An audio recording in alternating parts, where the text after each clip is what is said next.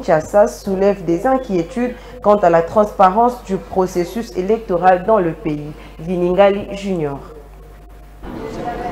Cette décision a été prise après des jours de blocage avec le gouvernement congolais qui soulève des inquiétudes quant à la transparence du processus électoral dans le pays. La mission, composée d'une quarantaine d'experts électoraux, avait pour objectif de garantir des élections libres et équitables. Cependant, des désaccords persistants principalement liés à des questions logistiques et de sécurité ont conduit à cette impasse. Des sources indiquent que des capitales européennes travaillent en coulisses pour établir la mission, cherchant à résoudre le point de friction. L'absence de surveillance internationale pourrait compromettre la crédibilité des élections, historiquement cruciales pour la stabilité régionale. La situation en République démocratique du Congo reste fluide. L'avenir de la mission d'observation électorale de l'Union européenne demeure incertain. Les prochains jours seront cruciaux pour déterminer si des compromis seront trouvés et si une surveillance internationale adéquate sera assurée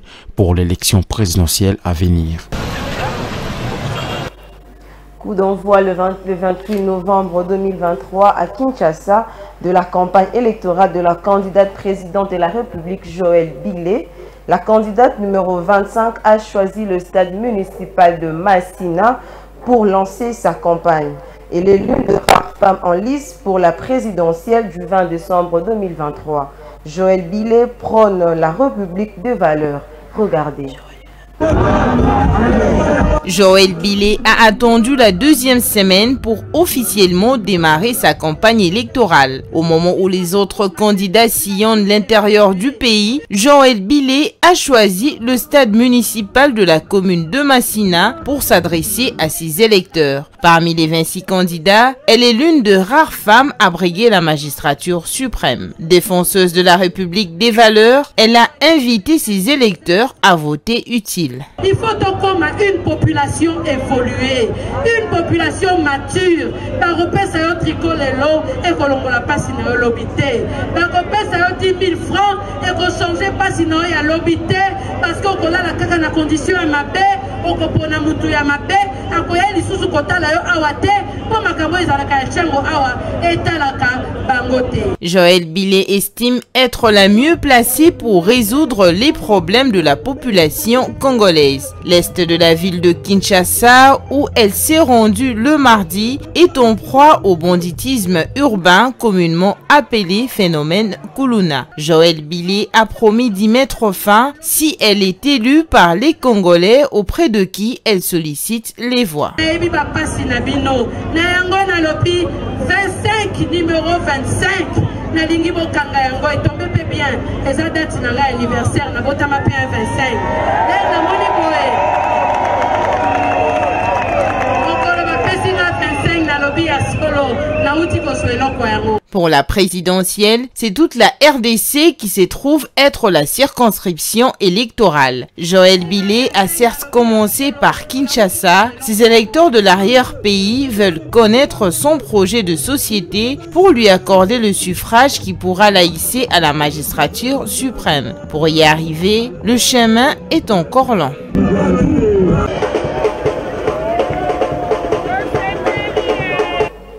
La Commission électorale nationale indépendante CENI en sigle a vivement réagi aux récentes déclarations du cardinal Fridolin Ambongo. Elle a appelé la mission d'observation électorale conjointe de la 5 ECC à se désolidariser des propos jugés inopportuns, incendiaires et non constructifs du prélat. Élément de reportage suivait.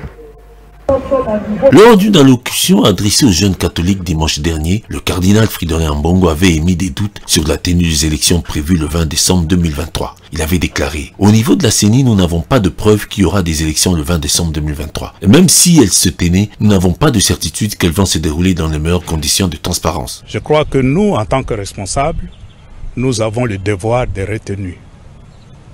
Et ce que je constate de la part des gens de la rue qui passent leur temps à insulter, qui passent leur temps à ridiculiser les autres, ça devient très grave si on trouve ça dans la bouche d'un haut responsable du pays, qui, par surcroît, est le ministre de l'Intérieur et le garant de la crédibilité du processus électoral. Considérant ces déclarations comme préjudiciables au processus électoral en cours, la CENI a qualifié les propos du cardinal Ambongo de procès d'intention et a estimé qu'il risque de démobiliser les acteurs impliqués dans le processus électoral. Elle a également évoqué un risque de semer la division et la confusion parmi la population. La CENI a tenu à réaffirmer sa détermination à mener bien son mandat, assurant que tous les efforts sont entrepris pour que les élections aient lieu conformément au délai constitutionnel. Elle a souligné qu'aucun élément tangible ne remet en question la tenue des scrutins combinés le 20 décembre 2023. Les déclarations du cardinal Ambongo risquent, selon la CENI, d'impacter négativement la relation de confiance entre la CENI et la mission d'observation électorale conjointe de la CENCO et l'ECC. En réponse, la centrale électorale a appelé cette mission à se dissocier publiquement des propos tenus par le cardinal Ambongo, surtout durant la période cruciale de la campagne électorale où l'influence sur les jeunes électeurs est significative. Le parti Ensemble pour la République a vivement condamné l'attaque perpétrée le mardi 28 novembre contre le convoi de campagne de Moïse Katumbi à Kindu, dans la province du Maniema, déplorant le décès tragique de Dido Kakisingi, président de la jeunesse d'Ensemble pour la République. Il aurait été victime de lapidation par des individus présents dans l'enceinte du palais du gouverneur sur le boulevard Joseph Kabila. Suivez. Cette violence, caractérisée par des jets de pierre et des tirs à balles réelles, a occasionné la mort tragique de maître Dido Kasingi, président de la jeunesse des Ensembles, avocat au barreau de Kindu et père de 6 enfants. Le corps du disparu est à la morgue de l'hôpital Mapon, où affluent de plus en plus des blessés graves.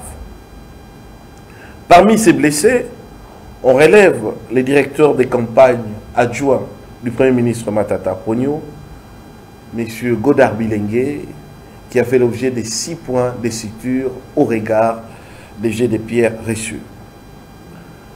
Des sources concordantes attestent que des assaillants ont lapidé les cortèges depuis l'enceinte de la résidence du gouverneur Idrissa Mangala. Des tirs d'armes à feu ont été entendus de manière régulière pendant cette opération.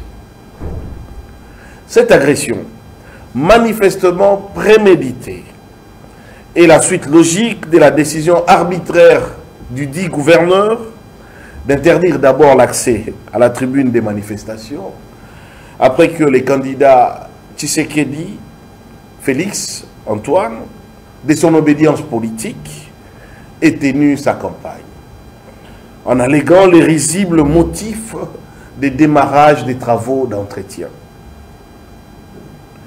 Dans la nuit d'hier, M. Mangala a instrumentalisé les éléments de la police nationale et de l'armée pour démanteler les travaux d'érection du podium de la place Mapon, qui avait été choisi comme solution alternative à ces atteintes délibérées à l'accès à l'espace public. C'est déjà la fin de ce bulletin.